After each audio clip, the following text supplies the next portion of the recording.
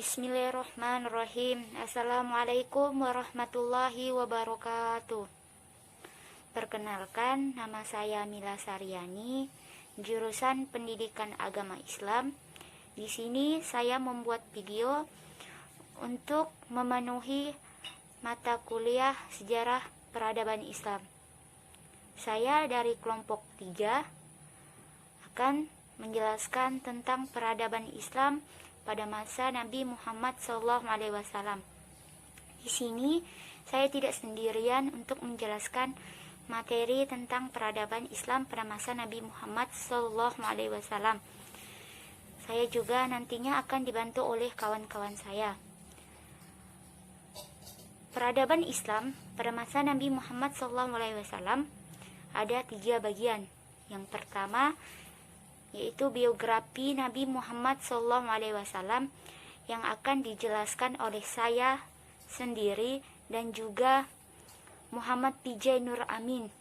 Bagian kedua yaitu dakwah Nabi Muhammad SAW di kota Mekah yang akan dijelaskan oleh Syarifah Zahra Putri Aulia.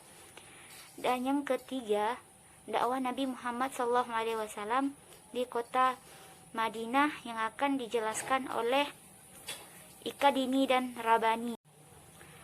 Langsung saja saya akan menjelaskan bagian dari saya, yaitu judul besarnya Peradaban Islam pada masa Nabi Muhammad SAW. Yang pertama yaitu biografi Nabi Muhammad SAW. Yaitu pertama, kelahiran Nabi Muhammad SAW. Setelah cukup 9 bulan, Aminah mengandung dengan tidak mendapati halangan suatu apapun.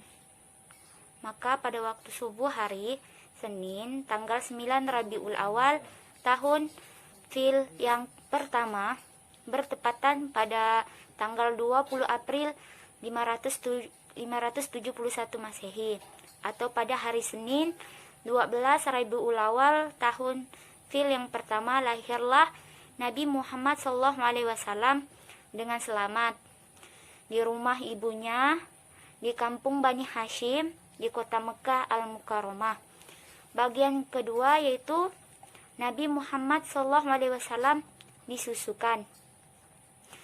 Telah menjadi adat kebiasaan bagi kaum bangsa Arab, terutama di Mekah. Pada masa itu, apabila seseorang telah lahir, baik laki-laki maupun perempuan, sudah beberapa hari disusukan oleh ibunya, lalu diserahkan dan disusukan kepada orang lain yang bertempat tinggal di luar kota tersebut. Di suatu dusun, orang-orang Badui dan anak itu bertempat tinggal dan diasuh di dusun itu juga, sampai kira-kira 7 tahun atau 8 bulan. Nabi Muhammad SAW ketika itu setelah 3 hari disusukan oleh ibunya Aminah, sementara menanti seorang dari luar kota yang sanggup menyusui dan mengasuhnya, Nabi Muhammad SAW disusukan kepada seorang perempuan bernama Suwaibah, budak pamannya Abu Lahab, yang sudah memerdekakan dan yang merawat pribadi beliau ketika itu ialah Aiman. Yang ketiga, Nabi Muhammad SAW dikhitan dan diberi nama. Nabi Muhammad SAW, salah satu adat kebiasaan bangsa Arab pada masa itu, terutama bangsa Quraisy di Mekah, bahwa anak laki-laki yang baru lahir apabila telah berumur 7 hari, lalu anak itu dikhitan dan diberi nama. Oleh sebab itu, ketika Nabi Muhammad SAW telah berumur 7 hari, maka ia dikhitan oleh datuknya sendiri, yaitu Abdul Muthalib. Kemudian dinamakan dengan nama Muhammad. Yang keempat yaitu kematian ibunda Nabi Muhammad SAW. Ketika Nabi Muhammad SAW dipulangkan di kota Mekah oleh Halimah, usianya sudah lebih dari 4 tahun. Malah dalam suatu riwayat dinyatakan sudah 5 tahun. Sesudah itu, beliau berada di dalam pemeliharaan ibunya dengan baik. Ibunya Aminah amat cinta kepadanya karena kecuali beliau itu anak laki-laki yang tunggal. Juga karena beliau adalah seorang anak yang sangat bagus wajahnya, baik gerak-geriknya, yang sangat jauh berbeda kalaupun dibandingkan dengan anak-anak yang lainnya. Setahun kemudian, sesudah beliau berusia 6 tahun, ibunya Siti Aminah hendak pergi ke Madinah untuk berziarah, menengok para ahli familinya yang berada di sana. Beliau pun diajak pergi ke Madinah bersama Aiman, budak perempuan dari peninggalan ayahnya.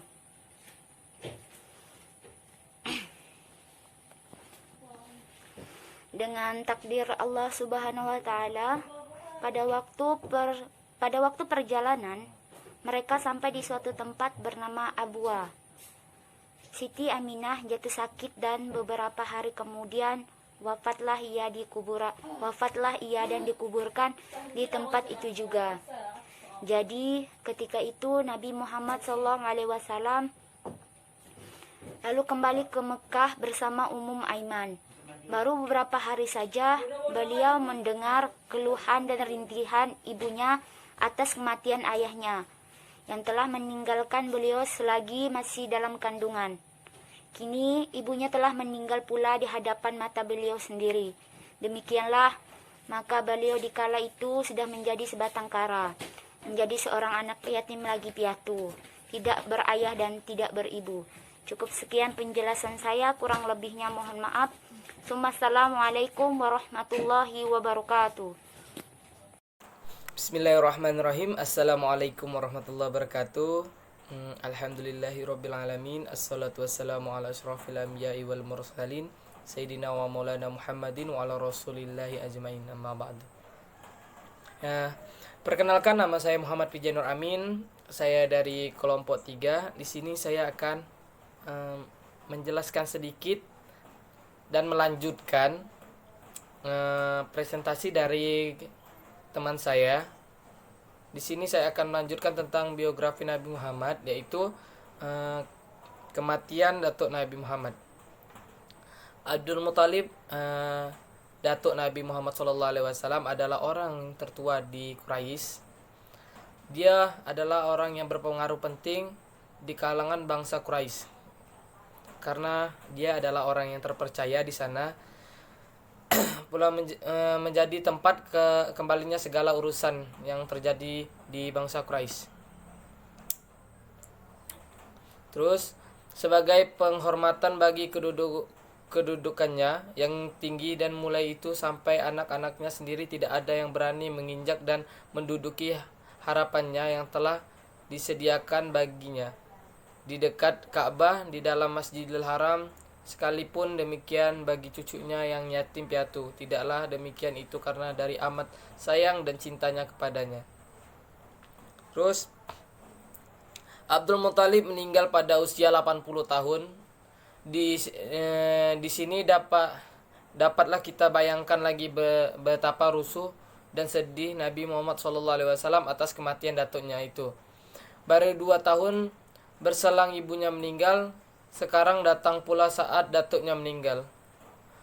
Pernah diriwayatkan ketika jenazah datuknya diantar ke kubur untuk dimakamkan, beliau mengiring jenazah datuknya itu menangis.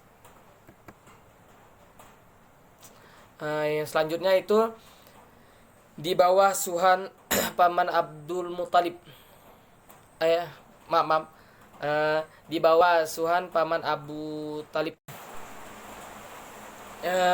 Yang selanjutnya itu di bawah asuhan paman Abu Talib. Abdul Muthalib memberi wasiat kepada Abu Talib adalah dengan kebijaksanaan, bukan dengan keserampangan. Ia tahu siapa di antara anak-anaknya yang dapat memelihara dan mengasuh cucu-cucunya yang tercinta, yang disayanginya ketika ia telah meninggal dunia. Dalam kenyataannya, pilihan Abdul Muthalib memanglah benar dan tepat, karena Abu Talib sekalipun bukan anak Abdul Muthalib yang tertua dan terkaya, tetapi disegani dan dihormati oleh segenap keluarga bangsa Quraisy. Disegani dan dihormati karena ia adalah anak dari Abdul Muthalib yang berbudi luhur dan berperangi mulia, sekalipun pribadinya yang tidak kaya raya seperti Abbas.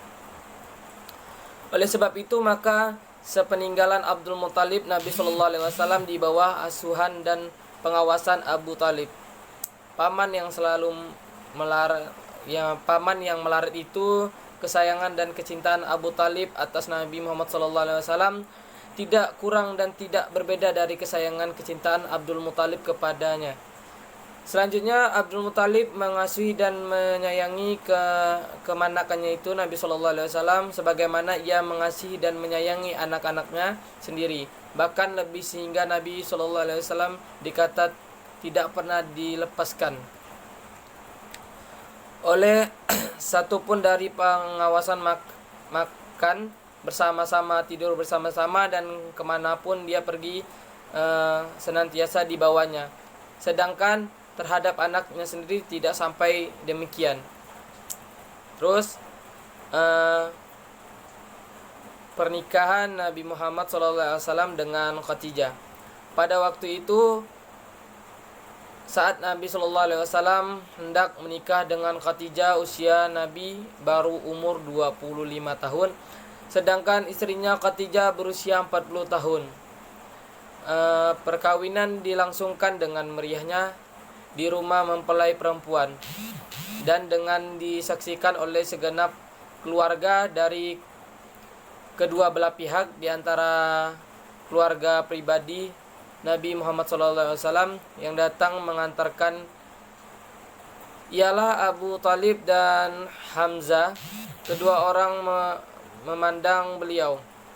Dan di antara famili Khadijah yang datang dan sebagai wakil orang tua ialah Amir bin Asad dan Waraqat bin Naufad. Pada waktu itu segenap pembesar dan pemuda dari Bani Hashim dapat dikatakan semua ikut dalam merayakannya. Yang selanjutnya itu putra putri Nabi Muhammad SAW dengan Khadijah. Dari perkawinan Nabi Muhammad SAW dengan Khadijah, kedua pihak dapat merasakan kenikmatan dan kebahagiaan hidup ringan, gembira dan bersih murni. Suasana dalam rumah tangga menurut riwayat selama seluruh atau 12 tahun kemudian dari perkawinan Khadijah dan Muhammad SAW itu, Khadijah telah melahirkan 6 orang anak, 2 lelaki, 4 perempuan, yang sulung putra dan yang bungsu putri.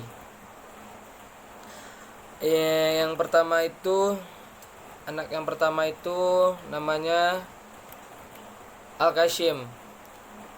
Ia putra yang sulung, sebab itu maka Nabi Muhammad SAW dikalau itu digelari dengan Abdul Qashim. Ayah si Qashim meninggal baru berumur kurang lebih 2 tahun. Yang kedua itu Zainab. Dia ini kemudian hari setelah dewasa diambil istri oleh Abdul Ash bin Rabbi, dan ia meninggal dunia di Madinah pada tahun ke-8 dari Hijriah sesudah ikut menderita mengikuti ayahnya. Yang itu ya. Yang ketiga Abdullah putra inilah yang oleh ayahnya diberi gelar dengan At-Tayyib dan At-Tahir, meninggal dunia waktu masih kecil. Yang keempat itu Ruqayyah. Dia ini setelah dewasa diambil istri oleh Abtabah bin Abil Lahab, lalu diceraikan, kemudian diambil istri oleh sahabat Utsman bin Affan. dan meninggal dunia pada tahun kedua Hijriah. Umi Kalsum dan ini setelah dewasa diambil istri oleh Utaibah bin Abi Lahab, lalu diceraikan. Kemudian setelah Rukayah meninggal dunia, lalu diambil istri oleh sahabat Utsman bin Affan. Ia meninggal dunia di Madinah pada tahun ke-9 Hijriah. Yang terakhir itu adalah Fatimah. Menurut suatu riwayat ini dilahirkan pada tahun ke-35 dari tahun Nabi SAW, yang ketika itu para pembesar Quraisy sedang ribut hendak memperbaiki rumah suci Ka'bah. Sebagaimananya telah diuraikan, Fatimah setelah dewasa ia diambil istri oleh sahabat Ali bin Abi Thalib, seorang pemuda dari anak paman Nabi SAW. Selanjutnya itu menjadi Nabi dan Rasul. Gunung tersebut akhirnya terkenal dengan nama Jabal Nur, Gunung Cahaya, karena disitulah tempat terpercaya cahaya wahyu Al-Quran yang pertama kali, dan gunanya hingga kini masih terkenal dengan nama Gua Hira. Disitulah tempat Nabi mendapat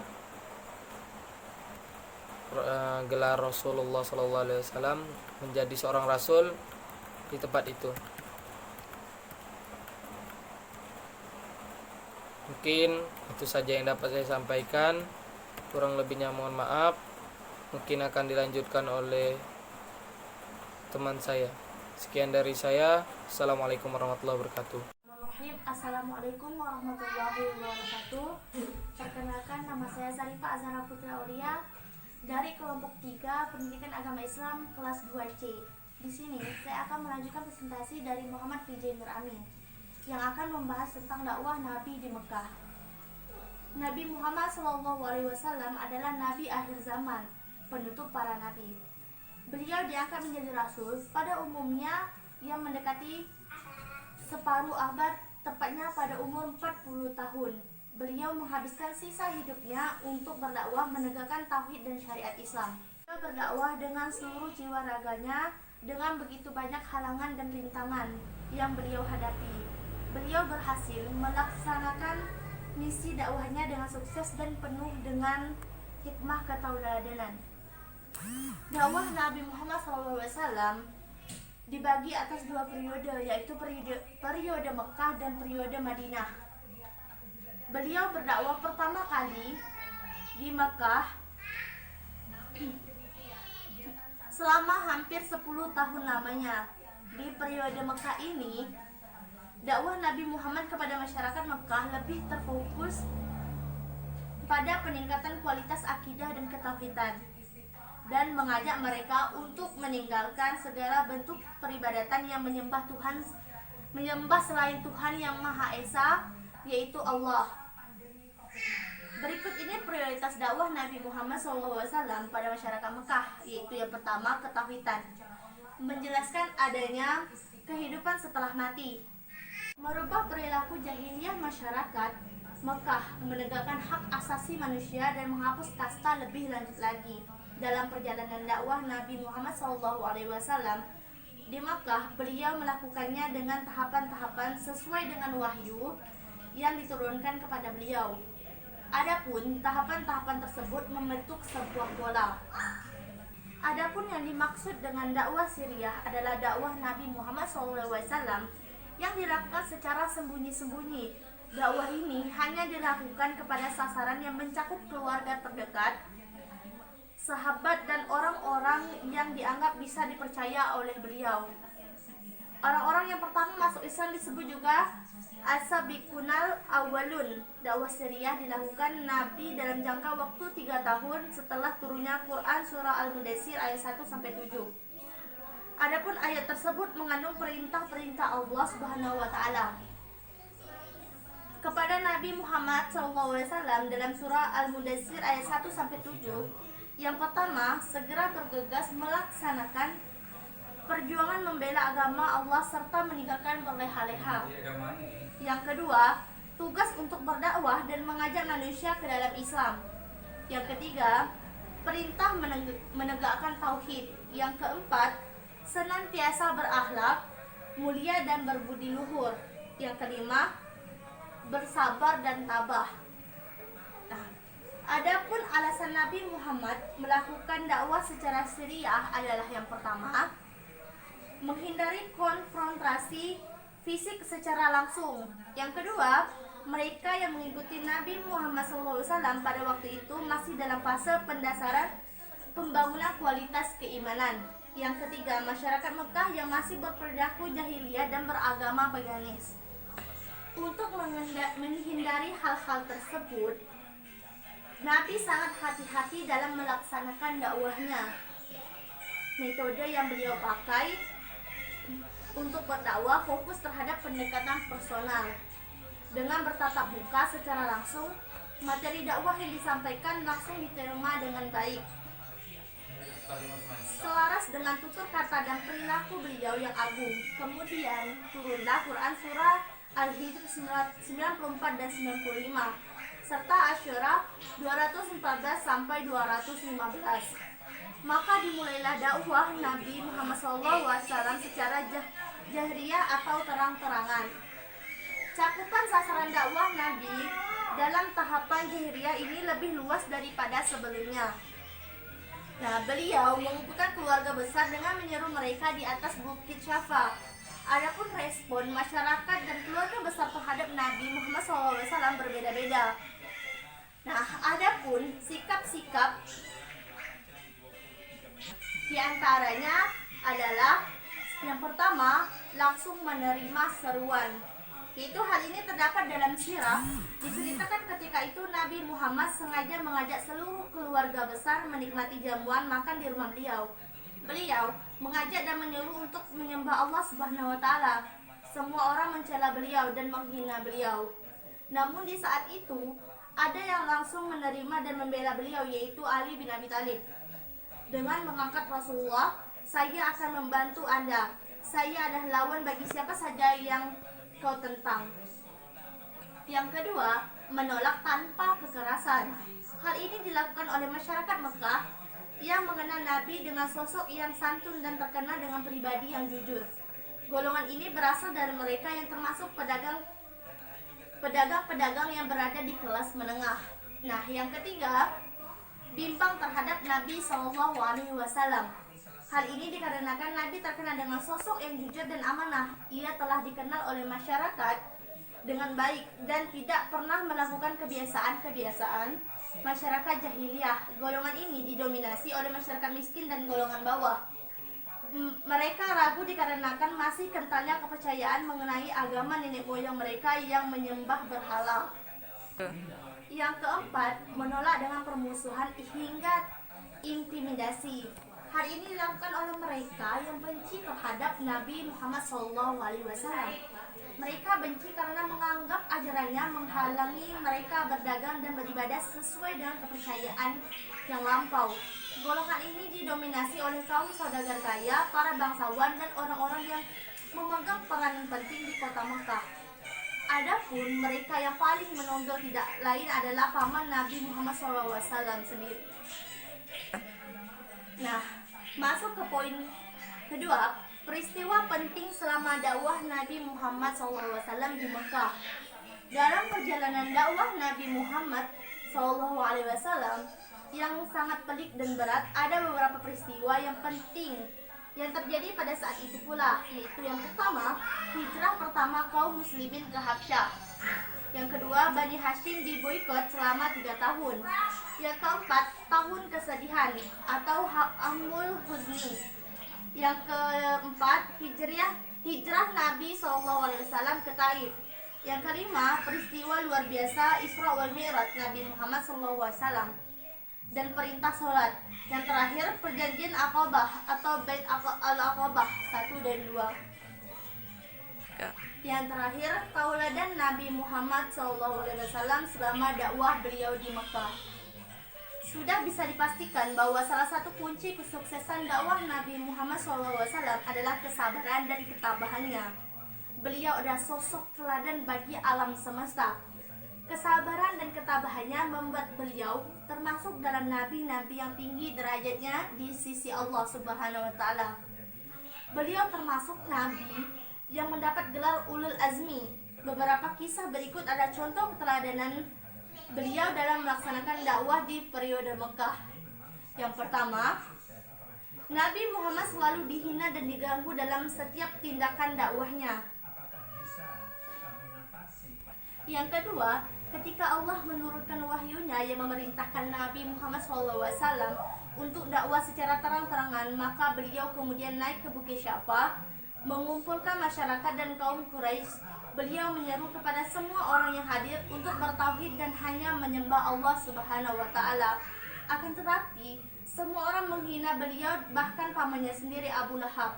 Abu Lahab dengan sombongnya menyumpahi Nabi SAW dengan berkata, "Celakalah engkau Muhammad, hanya untuk inikah kau mengumpulkan kami?" Namun dengan hinaan dan cercaannya yang sedemikian hingga beliau tetap sabar dan tabah. Assalamualaikum warahmatullahi wabarakatuh. Perkenalkan, nama saya Robani. Di sini saya akan melanjutkan ke materi dari Syarifah Az-Zahra. Saya akan menjelaskan pada masa dakwah Nabi Muhammad SAW di kota Madinah. Pertama, dakwah Nabi Muhammad SAW kepada orang-orang datang dari negeri Mekah. Lebih dari 10 tahun Nabi Muhammad SAW berdakwah dan bertabligh kepada orang-orang yang menjadi penduduk Mekah asli. Sungguh pun demikian, Nabi Muhammad SAW tidak berputus asa dalam menyiarkan kesenangan dan dalam mengerjakan kewajibannya sebagai seorang Rasul Allah yang diberi tugas untuk menyampaikan semua wahyunya kepada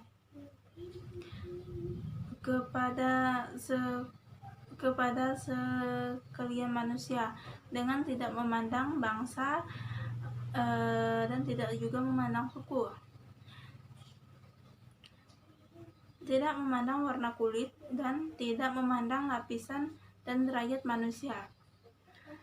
Di Mekah, Nabi Muhammad SAW setiap hari berdakwah dan bertabligh kepada seluruh penduduk Mekah secara terus-menerus. 3. Adapun orang-orang yang dari lapisan atas, yaitu orang-orang yang disebut hartawan dan bangsawan, dan orang-orang yang terpandang dan terpelajar, yang sudi mengikuti seruan beliau sangatlah sedikit, dan yang sedikit itu ialah yang sudi membuangkan kebangsawannya dan tulus dan suka bergaul dengan kaum lapisan bawah, sehingga akhirnya dapat tersiar ke segenap penjuru dunia dakwah Nabi Muhammad SAW tersebut. Karena itu, Nabi Muhammad SAW berganti haluan yang berdakwah dan bertabligh kepada orang-orang yang datang dari luar negeri Mekah. Udah menjadi kelaziman bahwa setiap tahunnya kota Mekah dikunjungi oleh bangsa Arab dan segenap penjuru negara Arab. 3. Dan apabila beliau bersama-sama dengan rombongan suatu kaum dari mereka yang mengerjakan ibadah haji, disitulah beliau datang mengikuti. Bila di antara mereka berkunjung ke Mina, beliau juga mengikuti mereka ke Mina. Bila mereka ke pasar-pasar, juga beliau mengikuti mereka ke pasar. Begitupun demikian pun selanjutnya. 2. Rintangan Abu Lahab terhadap dakwah Nabi Muhammad SAW.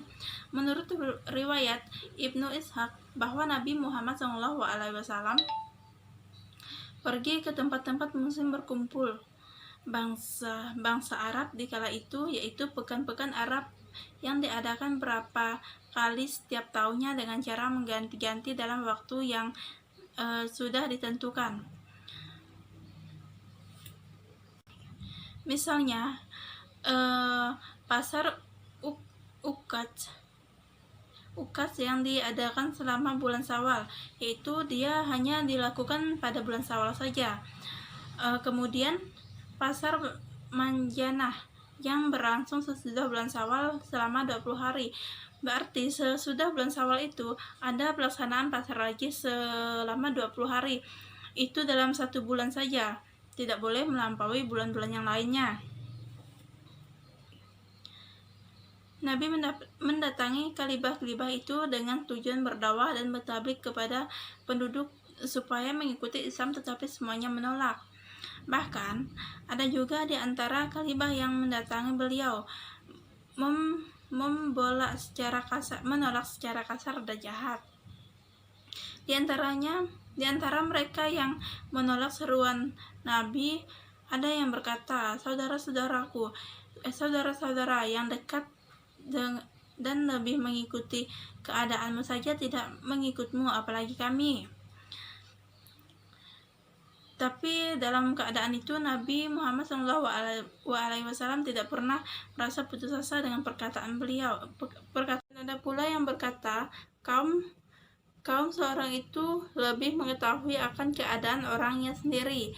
Apakah para kawan berpendapat bahwa seorang laki-laki akan memperbaiki keadaan kami, padahal dia sendiri telah merusak kaumnya?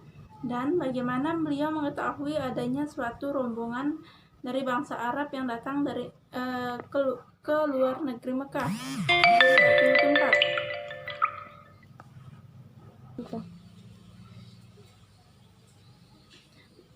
Dan demikian Nabi Muhammad SAW mengelilingi mereka sambil berkata, hai sekalian manusia, sesungguhnya orang itu memberitahu kamu sekalian supaya 3 Nabi dan peperangannya.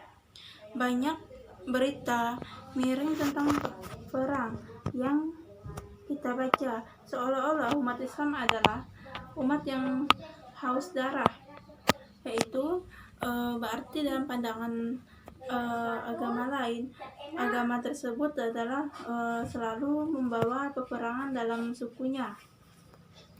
Di sini tidak bisa menyelesaikan masalah kecuali dengan perang. Kenyataan di atas sama sekali jauh dari kenyataan ilmiah. Sebagaimana pengusaha yang disurati Nabi melakukan protek terhadap sampingan dakwah yang rakyatnya berdominasi di negara tersebut, karena Rasulullah SAW diperintahkan untuk menyampaikan dakwah ke seluruh umat manusia, maka harus ditempuh cara-cara supaya dakwah Islam sampai kepada mereka. Tidak bisa dipungkiri bahwa Rasulullah SAW adalah penggelima perang dan memiliki kewibawaan lebih di bidang ini. Beliau selalu dalam kondisi prima dan tidak pernah mengalami kegagalan. Berarti dalam setiap peperangan yang beliau ikuti, peristiwa yang terjadi, perang Uhud dan Hunain, hanyalah kelemahan anggota pasukan yang melanggar perintah beliau serta menyalah kebijakan dan strategi tempuran yang ditetapkan. Dalam hal ini, perang di dalam Islam adalah jihad yang membebaskan manusia dari sistem kediktoratnya menuju sistem keadilan, melindungi wanita yang membela orang-orang yang lemah, dan baik kaum laki-laki, wanita, dan anak-anak, dan menyucikan bumi Allah dari segala macam pengkhianatan dan pemusuhan, menjadi bumi yang penuh dengan keamanan, kedamaian, kasih sayang, perhatian terhadap hak asasi dan harga diri manusia. Agar perang yang dilakukan menjadi jihad suci, beliau menetapkan kaidah-kaidah yang selalu dipesankan kepada para pemimpin perang. Sulaiman bin Buraidiyah meriwayatkan dari ayahnya, ia berkata, apabila Rasulullah SAW mengangkat seorang komandan untuk suatu peperangan atau ekspedisi, beliau memberi nasihat kepadanya secara khusus agar bertakwa kepada Allah SWT dan memberikan nasihat yang baik kepada kaum muslimin yang menjadikan anggota pasukannya. Kemudian beliau berkata, "Berperanglah dengan nama Allah di jalan Allah. Perangilah orang-orang kafir. Berperanglah dan janganlah kalian melampaui batas. Jangan melanggar perjanjian. Jangan mencincang korban dan jangan membunuh anak-anak." Beliau juga memerintah agar berbuat kemudahan. Beliau berkata, "Buatlah kemudahan dan jangan mempersulit ciptaan ketenangan dan janganlah membuat orang lari." Apabila beliau mendatangi suatu kaum pada malam harinya, beliau tidak menyabri mereka hingga keesokan harinya. Beliau melarang keras melakukan pembakaran, pembunuhan anak, pembunuhan wanita, pembunuh kaum wanita dan memukul mereka. Beliau melarang melakukan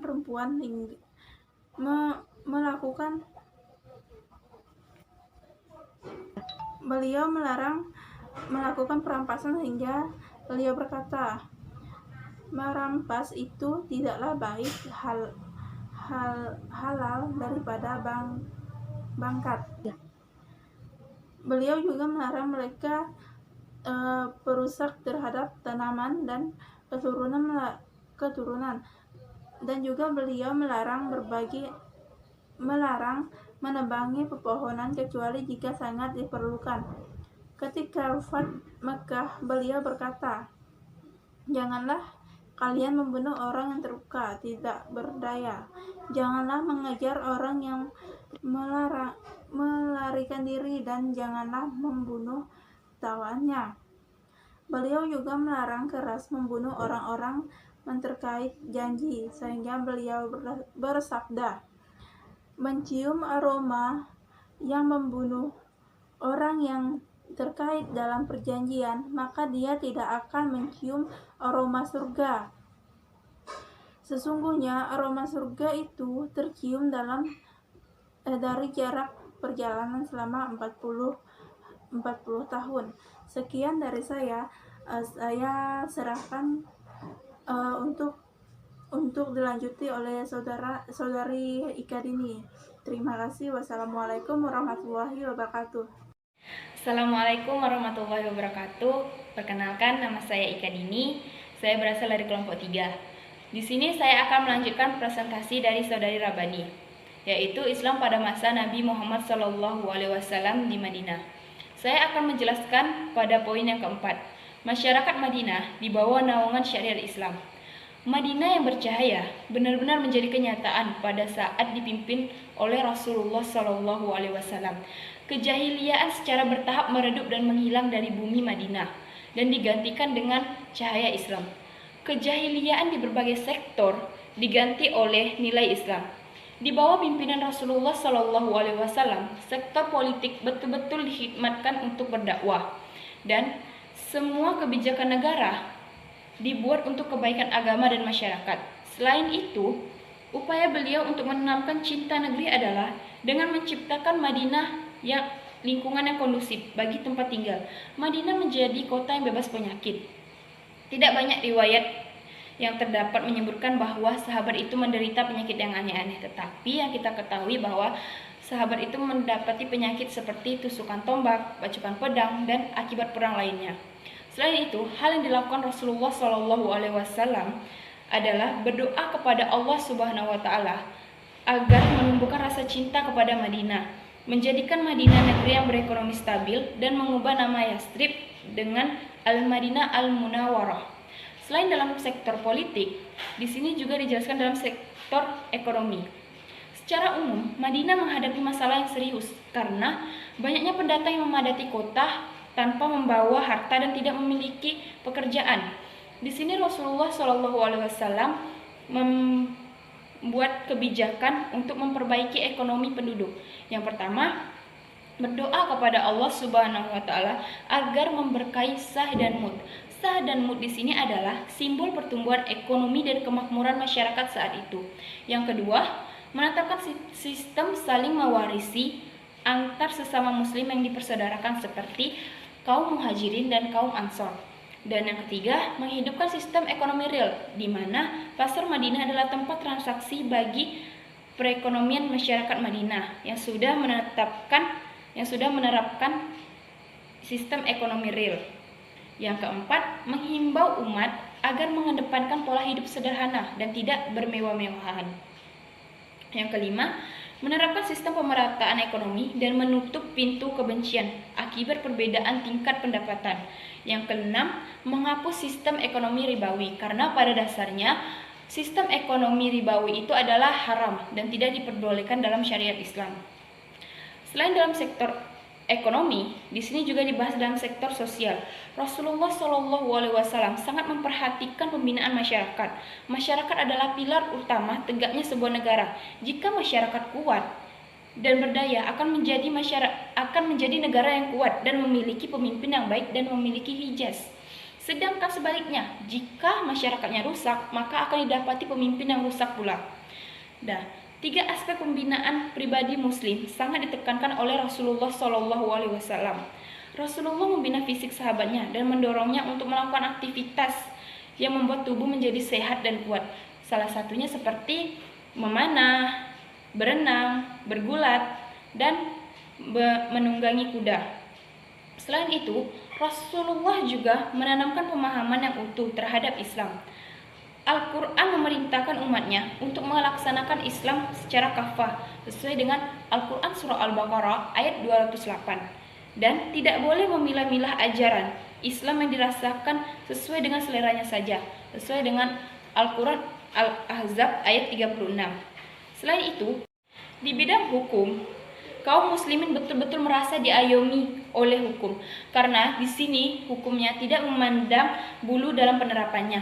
Jika perkara telah sampai kepada Rasulullah SAW, maka beliau pasti akan melaksanakan hukum tersebut sesuai dengan hukum yang diturunkan Allah Subhanahu wa taala. Jadi masyarakat Madinah pada saat itu merasakan keadilan dalam hukum. Dan dengan modal akidah yang telah tertanam kuat sejak sebelum hijrah, para sahabat betul-betul seperti tentara yang melaksanakan komandonya.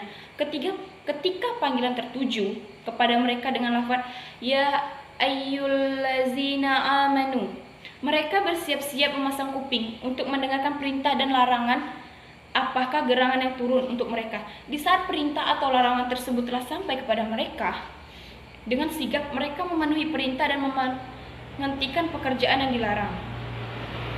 Sementara itu, dalam bidang ruqyah, Islam juga membimbing umatnya untuk melakukan pembenahan. Untuk memenuhi kebutuhan manusia dalam bidang ini, Allah Subhanahu wa taala menurunkan perintah-perintah syarak yang berhubungan dengan hamba dan penciptanya, yaitu seperti sholat, zakat, haji, puasa, istighfar, tobat, zikir, dan doa yang merupakan aktivitas yang dilakukan umat untuk memenuhi kebutuhan rohani seorang muslim. Rasulullah SAW membina sahabatnya dengan taklim, tarbiyah, tazkiyatun nafs yang memotivasi mereka untuk memiliki akhlakul karimah yang membuat mereka menjauhi seperti kejahiliaan, yaitu seperti minum-minuman keras, pelacuran, perbudakan, penindasan terhadap kaum perempuan dan lain-lain sebagainya yang tidak akan ada tempat di hati penduduk Madinah. Dan Madinah akhirnya menjadi kota yang menolak segala bentuk kejahatan dan kekotoran. Demikianlah syariat Islam membumi di kota Madinah, menyatu dengan aktivitas masyarakat di seluruh sektor. Mereka merasakan nikmatnya hidup di bawah ajaran Islam. Puncaknya adalah pada masa akhir Rasulullah SAW di seluruh ajaran Islam yang sudah diturunkan Allah Subhanahu wa taala menggantikan sistem jahiliyah dengan sistem Islam. Yang kelima, Masa-masa akhir dakwah Rasulullah Shallallahu Alaihi Wasallam. Rasulullah Shallallahu Alaihi Wasallam termasuk nabi yang menikmati hasil perjuangannya di dunia. Di akhir hayatnya, tugas yang diemban Rasulullah Shallallahu Alaihi Wasallam terlaksana dengan sempurna. Di bulan-bulan terakhir kenabian, Rasulullah Shallallahu Alaihi Wasallam melaksanakan beberapa kegiatan, di antaranya yang pertama, melaksanakan haji wada. Haji wada ini dilaksanakan Rasulullah pada bulan 10 Zulhijjah tahun 10 Hijriah. Rasulullah Shallallahu Alaihi Wasallam melaksanakan ibadah haji ini untuk yang pertama dan yang terakhir kalinya. Haji wada ini dikenal dengan arti haji perpisahan. Pada saat khutbah wukuf dihadiri oleh 124.000 atau 144.000 orang. Dalam khutbahnya, beliau menyatakan hal-hal sebagai berikut. Yang pertama, wahai manusia, dengarkanlah apa yang hendak kukatakan. Mungkin setelah tahun ini, aku tidak akan bertemu lagi dengan kalian di tempat ini untuk selama-lamanya. Selain itu, riba jahiliyah tidak berlaku, dan riba yang pertama kunyatakan tidak berlaku adalah riba Abbas bin Abdul Muthalib. Sesungguhnya segala macam riba tidak boleh berlaku lagi. Sungguh, aku telah meninggalkan sesuatu kepada kalian, yang jika kalian pegang teguh, kalian tidak akan tersesat selama-lamanya, yaitu kitabullah. Wahai manusia, sesungguhnya tidak ada nabi lagi sesudah aku, dan tidak ada umat lagi sepeninggalan kalian. Ketahuilah, sembahlah Rabb kalian, dirikanlah sholat 5 waktu kalian, laksanakan saum Ramadan, bayarlah zakat kalian secara sukarela, tunaikanlah haji di rumah Rabb kalian, dan taatilah pemimpin kalian. Niscaya kalian masuk surga Rabb kalian. Yang kedua, mengirim ekspedisi ke Romawi. Rasulullah Shallallahu Alaihi Wasallam mengirim pasukan di bawah komando Usama bin Zaid yang masih amat belia. Ekspedisi ini adalah ekspedisi terakhir yang dikirim oleh Rasulullah Shallallahu Alaihi Wasallam. Dalam perjalanan menuju Palestina, terdengar kabar bahwa Rasulullah Shallallahu Alaihi Wasallam telah meninggal dunia. Hari-hari terakhir bersama Rasulullah. Poin ke-6. Hari-hari terakhir bersama Rasulullah. Rasulullah menderita demam selama 13 atau 14 hari, mulai dari tanggal 29 Safar tahun 11 Hijriah, setelah menghadiri pemakaman jenazah di Baqi. Sebelum meninggal, Rasulullah Shallallahu Alaihi Wasallam ada menyampaikan pesan-pesan dakwah, yaitu yang pertama, pada hari Rabu, 5 hari sebelum meninggal, suhu badan Rasulullah Shallallahu Alaihi Wasallam meningkat dan sakitnya bertambah parah. Setelah Rasulullah Shallallahu Alaihi Wasallam minta diguyur dengan air dan merasa agak ringan sakitnya, beliau masuk ke masjid dan bersabda, "Laknat Allah semoga tertimpa kepada orang-orang Yahudi dan Nasrani. Mereka telah menjadikan kuburan Nabi mereka menjadi sebagai masjid." Beliau juga menawarkan diri untuk dikisos dengan mengatakan, "Barang siapa pernah kupukul punggungnya, maka inilah punggungku, silahkan membalas. Barang siapa kehormatannya pernah saya celah, maka inilah kehormatanku, silakan membalasnya." Yang kedua, pada hari Kamis, 4 hari menjelang wafat, beliau memberikan 3 wasiat. Yang pertama, agar mengeluarkan orang-orang Yahudi dan Nasrani dari Jazirah Arab. Yang kedua, agar memberi hadiah kepada para utusan sebagaimana yang beliau lakukan. Dan beliau juga berpesan agar tidak meninggalkan sholat dan memerhatikan budak-budak yang dimiliki. Pada hari ketiga, hari Sabtu, beliau merasakan sakit yang agak ringan. Beliau keluar untuk sholat zuhur dengan dipapah, kemudian menuju tempat Abu Bakar yang sedang mengimami sholat. Beliau berkata kepada orang yang memapahnya, "Dudukkan aku di sampingnya." Keduanya kemudian mendudukkan beliau di sebelah kiri Abu Bakar. Lalu Abu Bakar mengikuti sholat Rasulullah SAW dan memperdengarkan takbir kepada jamaah. Pada hari Ahad, sehari sebelum wafat, Nabi SAW memerdekakan budak-budak lelakinya, menyedekahkan 7 dinar dari hartanya, dan mengibahkan senjata-senjatanya kepada kaum muslimin. Dan hari kelima, hari Senin, 12 Rabiul Awal tahun 11 Hijriah, pada saat subuh, Rasulullah SAW tidak bisa keluar untuk sholat jamaah. Tetapi beliau melihat saf-saf para sahabat yang sedang diimami oleh Abu Bakar dari bilik tabir kamar Aisyah. Melihat saf itu, Rasulullah Shallallahu Alaihi Wasallam tersenyum. Abu Bakar mundur, hendak berdiri di saf, karena mengira Rasulullah akan keluar. Kaum muslimin mengira bahwa keadaan Rasulullah akan membaik. Tetapi Rasulullah memberi isyarat dengan tangannya untuk menyempurnakan sholat. Kemudian beliau masuk kamar dan menurunkan tabir. Sholat subuh merupakan sholat terakhir yang dilakukan oleh Rasulullah Shallallahu Alaihi Wasallam. Di waktu duha, Rasulullah memanggil Fatimah, lalu membisikkan sesuatu kepadanya. Lalu Fatimah menangis. Kemudian memanggilnya lagi dan membisikkan sesuatu kepadanya. Lalu Fatimah tersenyum. Aisyah berkata, setelah itu kami bertanya kepada Fatimah tentang halaman tersebut. Dia menjawab, Nabi Shallallahu Alaihi Wasallam membisiki aku bahwa beliau akan wafat. Lalu aku menangis. Kemudian beliau membisiki aku lagi dan mengabarkan bahwa aku adalah orang pertama di antara anggota keluarga beliau yang akan menyusul. Lalu aku pun tersenyum. Nabi juga mengabarkan kepada Fatimah, dia adalah pemimpin kaum wanita semesta alam. Fatimah melihat penderitaan berat dirasakan oleh Rasulullah Shallallahu Alaihi Wasallam sehingga dia berkata, alangkah beratnya penderitaan ayah. Tetapi beliau menjawab, sesudah hari ini ayahmu tidak akan menderita lagi. Beliau memanggil Hasan dan Husain lalu mencium keduanya dan berpesan agar bersikap baik-baik kepada keduanya. Beliau juga memanggil istri-istri beliau. Lalu beliau memberi nasihat dan peringatan kepada mereka. Sakit beliau semakin parah dan pengaruh racun yang pernah beliau makan dari orang Yahudi. Seusai bersiwak, beliau mengangkat kedua tangannya atau jari-jarinya, mengarahkan pandangan ke langit-langit dan kedua bibirnya bergerak-gerak. Aisyah mendengarkan apa yang beliau katakan itu.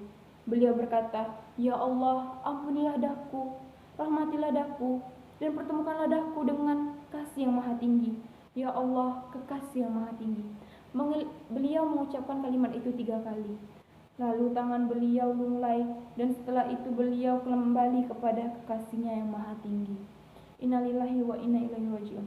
Beliau wafat di saat duha sudah tinggi, hari Senin 12 Rabiul Awal tahun 11 Hijriah dalam usia 63 tahun 4 hari.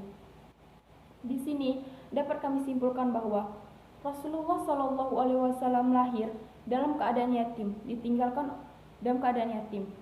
dan ditinggalkan oleh ibunya pada saat berumur 6 tahun, yang dimana Rasulullah kemudian diasuh oleh kakeknya, kemudian pamannya, dan menikah kepada Khadijah, dan beliau mendapatkan risalah menjadi nabi di Gua Hira, mendapat wahyu pertama yaitu surah Al-Alaq ayat 1-5 pada saat berumur 40 tahun. Dan pada saat di Mekah, beliau tidak diterima baik oleh masyarakat Mekah. Sedangkan di Madinah, beliau mendapat perhatian khusus dari masyarakat Madinah. Dari sini kita bisa melihat bahwa Rasulullah Shallallahu Alaihi Wasallam dalam berdakwah tidak ada pemaksaan, dan Rasulullah Shallallahu Alaihi Wasallam bersabar dalam menerima cacian dan makian orang-orang lain, sehingga membuat Rasulullah sangat dicintai oleh umatnya. Sekian pembahasan dari kelompok kami. Wassalamualaikum warahmatullahi wabarakatuh.